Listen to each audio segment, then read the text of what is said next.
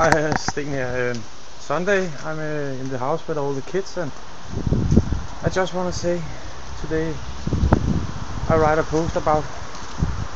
Yeah, what should I write about? Let's say I write about what can you do? What are your daily purpose? Create your blog post. Make your secure your stuff. Check out. Nothing lasts forever.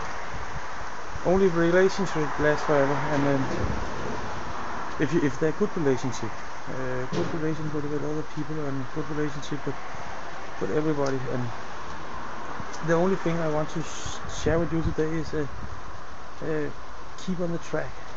Work. Even if you take a moment of make a video and do something about it. Don't pitch anyone. Show them who you are, and read some book, get some skills, learn some new, and put them into your daily task. I would write about I talk about glass ads today, and I talk about get context out on Facebook. Do it a way that Facebook can reject, and show it to people around you. Show your way of doing things, and create on your blog. Do something with yourself.